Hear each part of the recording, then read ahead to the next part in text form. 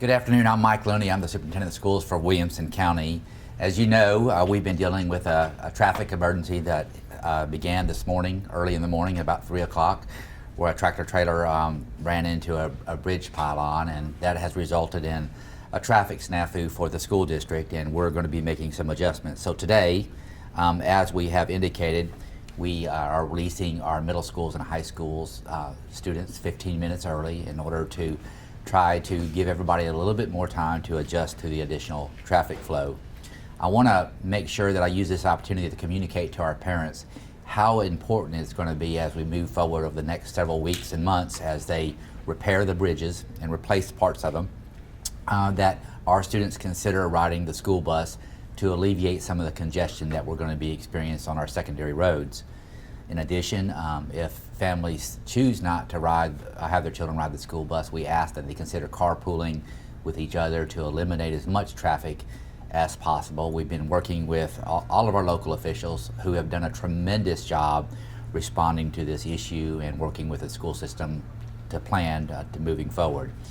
In addition, we are going to be required to alter some bus routes because the bridges that have been impacted actually were bridges that our families and our buses used to go back and forth to school. So we have communicated with our families that are impacted changes to specific bus routes and bus numbers so that we do not have buses crossing over 65 from Paytonsville Road. We expect to have additional information forthcoming as we prepare for the traffic congestion that we certainly will be dealing with next week and the weeks ahead. My staff members are meeting as I speak to develop contingency plans to move forward so that we can minimize the disruption that our families will experience, and more importantly, so that we can maximize the time that our students have in classrooms. I'd be glad to answer any questions you might have. The question is, what's really interesting, one thing you said earlier was the idea that it would make a difference about bus routes. If you would describe, because we're already seeing, it's not just I-60, you close I-65, already congested Franklin becomes a mess.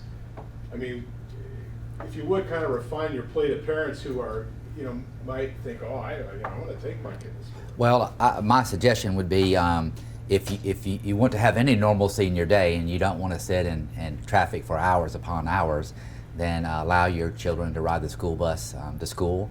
School buses are extremely safe. I will tell you that our school district has had a practice of trying to make sure that one-way bus routes last less than 60 minutes. We will continue to try to monitor that to the extent that we can. Certainly the more families that choose to use the school bus as a service, the better chance we'll have to meet that promise, and that is to make sure that the boys and girls don't have to spend more than 60 minutes on the bus. So if you think about it, every school bus can hold about 80 students, and that's 80 cars that we don't have to have going back and forth through the school. We can sharply reduce the amount of traffic that we'll have in front of our schoolhouses. And as you said, this incident is going to create through traffic problems on our secondary roads. So people will be avoiding I-65 and using the roads that we typically use for school buses. So I encourage the public to the fullest extent possible that have school-age children, please use school buses. And for those members that are members of the public that go to work and use the same routes we do with our buses, please be particularly cautious of our young drivers and our school buses as we deal with this additional congestion in the months ahead.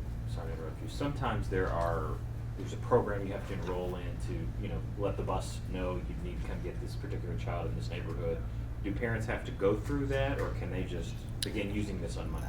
They can begin using the bus service on Monday. We will do everything we can to adjust to the parents' requests. So our transportation department is ready and prepared. They can go online to indicate what bus or that their children are going to ride a bus and contact us directly. And so we'll be making any adjustments we can and be as flexible as we can to provide that service to our families.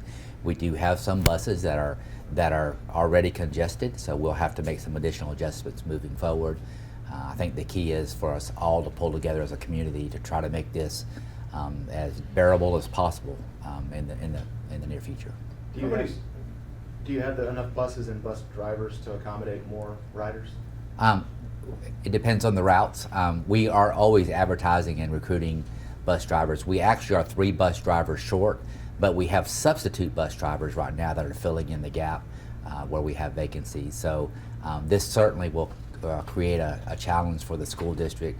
But as we typically do, we find a way to meet the challenge and make sure that we provide quality service for boys and girls. I would not use the fear of the bus being a little bit ride being a little bit longer than normal to prevent me from putting my child on the bus to help eliminate the overall traffic congestion.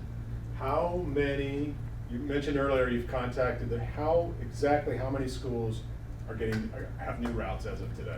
We have 3 new schools, and that's Page Middle, Page High, and Oakview Elementary School. Those 3 schools have been directly impacted, and that's because the communities that service those schools actually serve both sides of the interstate, and so we've split those routes up, and some of those routes are going to have to go a pretty long way around to find an alternate route to get across the interstate.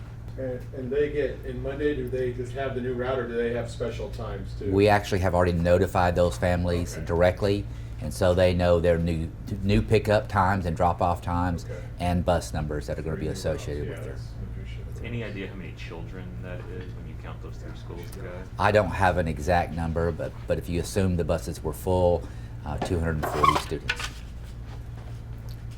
How many different buses total in the county? Maria, I can't give you a specific number. I do know that we have 197 traditional bus routes, and then we have another 40 some odd special education routes, and those are one-way routes for the morning. Of course, we double that, so we're talking about quite a few bus routes in the district.